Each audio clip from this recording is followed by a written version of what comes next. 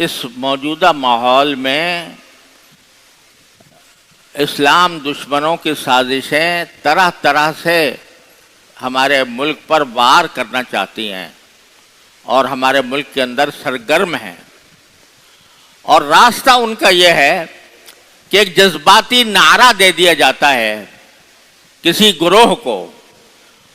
وہ جذباتی نعرہ ایسا ہوتا ہے کہ جو نوجوان کے دل و دماغ کو قابو کر لیتا ہے، اور اس نعرے کے پیچھے چل کر وہ یہ سمجھتا ہے کہ میں اسلام کی بڑی خدمت کر رہا ہوں، میں ملک کی بڑی خدمت کر رہا ہوں، میں جہاد کر رہا ہوں۔ یہ تصور اس کے دل میں پیدا کر دیا جاتا ہے، اور اس کے نتیجے میں جب مختلف گروہ ہو جاتے ہیں تو ان کو باہم ایک دوسرے سے لڑا دیا جاتا ہے۔ ابھی آپ نے دیکھا ہوگا کہ فوج کا ایک ہیلی کاپٹر گرا اور اس میں چند فوجی افسر اس میں شہید ہوئے۔ یہ ایک افسوسناک حادثہ تھا۔ انسانی طور پر بھی، اگر مسلمان بھی نہ ہو تو انسانی طور پر بھی ایک المیہ ہے، اور غیر مسلم بھی اس کے اوپر غم کا اظہار کر سکتے ہیں۔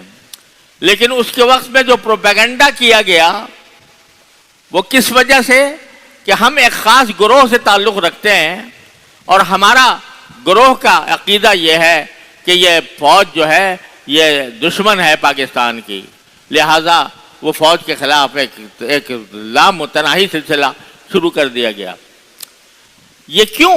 اس لیے کہ اگر آپ غور سے دیکھو تو اس پاکستان کے اندر جتنے ادارے تھے سارے ختم ہو چکے تقریباً۔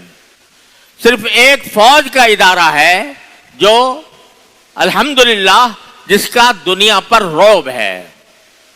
ہمارے پاس اور کوئی ادارہ ایسا نہیں ہے جس کا ہم دنیا کے اوپر رعب دکھا سکیں، لیکن الحمدللہ ہمارے اللہ تعالیٰ نے فوج کو ایسا بنایا ہے، اس کی طاقت، اس کے پیچھے ایٹمی طاقت اور اس کی تنظیم، اس کا اتحاد، یہ ایسا ہے کہ یہ جس سے دوسرے لوگوں کو رعب طاری ہوتا ہے، باہر کے لوگوں کو۔ لیکن یہ چاہ رہے ہیں کہ اس رعب کو بھی ختم کیا جائے، اور اس کے درمیان کے اندر بھی نفرتوں کے دیواریں کھڑی کر دی جائیں۔ یہ ساری سازشیں ہو رہی ہیں پاکستان کے خلاف۔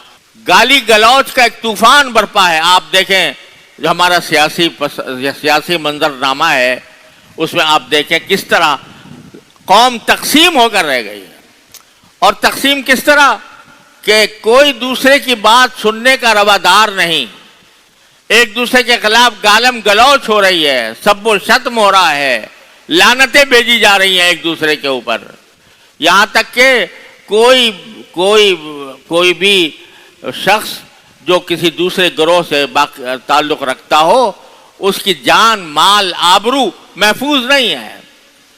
آبرو ریزی، لوگوں کی بے عزتی کرنا، ان کو ذلیل کرنا، یہ فیشن بن گیا ہے، اور اس کے نتیجے میں قوم تقسیم ہو چکی ہے۔